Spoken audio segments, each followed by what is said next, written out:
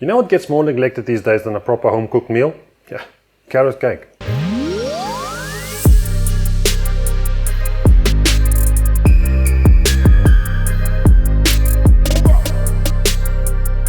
People are fucking lazy when it comes to making a classic. They see the mountain and they forget about the journey. With just a little bit of effort, you can make the best carrot cake in the world too. And also feed it to these folks. Or just have it yourself, which of course would be the right thing to do. Today, ingredient chat looks like this. This, that, blah blah blah, my brain already hurts.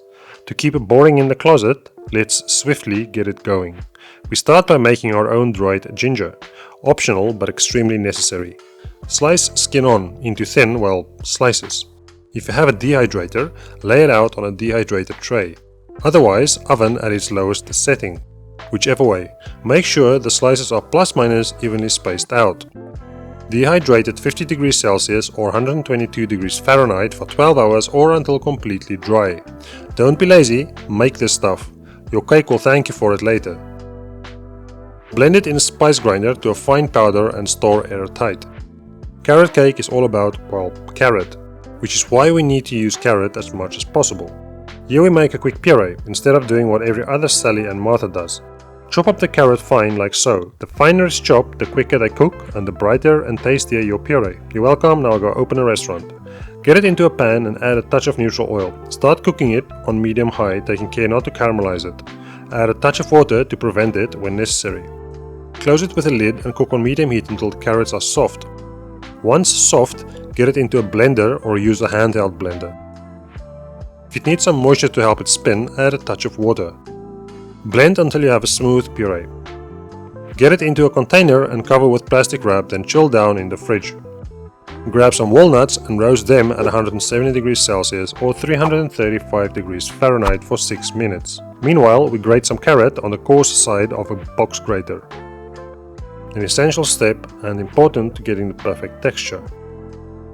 Once grated, get the carrots in a large mixing bowl. By now, your nuts are roasted. Cool them down and rub it to get rid of most, but not all the skin. Chop up most of it roughly, keeping the rest aside for later. Don't blend it, you want to keep the texture of the walnuts as much as possible. Add the nuts to the grated carrots, followed by neutral cooking oil. Next up, in goes the eggs. I used large eggs. If you use medium, add one extra. Use both hands if you're lucky enough to have them, please. Cinnamon gets grated fresh. Better aroma, better flavor. Same goes for nutmeg. Finely grate and feel proud of yourself for using these spices so fresh. In goes the ginger. Followed by the carrot puree. Let's add a bit of luxury in the form of fresh vanilla. Cut it in half, then split horizontally. Scrape out the seeds thoroughly, making sure to get every little bit before adding to the mix. Do not throw out the scraped out stalks, so we need them. Mix together until well combined. Put that to the side. Let's mix the boring dry stuff. Make sure to sieve them all. All-purpose flour, baking soda, salt and baking powder goes in, followed by brown sugar, which we could have added to the other stuff to be fair. Anyway, grab a whisk and whisk so that it's all well combined. Grab the wet mix and add the flour to it. Mix together well until well combined, taking care not to overwork it. Very important, we make 2 separate cakes to stack on top one another, so you times the cake part of the recipe by 2. If you just want to make a single layer or flatter cake, then use a single recipe. The rest stays the same. I use a 22 cm or 8-inch springform cake pan for this. Even though they're non-stick, I line the pan with parchment paper. To get it round, just fold it like so. Then cut around the side with the point of the parchment center in the pan. Brush the bottom with a bit of oil. I like rubbing the sides with butter. It gives an extra bit of flavor and texture once cooked. Place the parchment in, then brush the top with oil too. You can now pour in the cake batter as sensually as you can. Get every little drop in there. Remember when you were a kid licking the spoon? I still do. How about you? Tappity tap, and hopefully your oven is still on 170 degrees Celsius or 335 degrees Fahrenheit. Get the pan or 2 if you have them onto a tray, and into the oven it goes for 40 to 50 minutes or until a toothpick inserted comes out clean. While that's baking, let's juice some carrots. Told you we're making a carrot cake, right? Set the juice aside for now. Grate the zest of an orange into a small saucepan, then juice the same orange. We need more juice, so juice another orange but skip the zesting. Too much of a good thing is never good.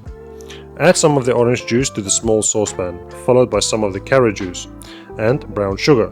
Keep the rest separately for a second. Warm this up but do not boil, just enough to dissolve the sugar. Add the rest of the orange and carrot juice to the pan along with more brown sugar and the used vanilla pod. Ginger makes another appearance. Slice thinly like you did when you dried it and add it. We're slicing some carrot to confit. Thin sheets on a sharp mandolin. Line them up neatly, then thinly slice into strips across. Add that to the pan too. Gently bring this to a boil. As soon as it hits the boil, turn it down and let it slowly simmer until most of the moisture is gone and the carrots become soft and syrupy. Remove from the heat and cool down before picking out the vanilla and ginger pieces. Place into a bowl, cover with plastic and chill in the fridge. Have a look at your cake. It might dome a bit on top, it might not. Not to worry. When it's ready, you carefully remove it from the pan and cool it on a wire rack.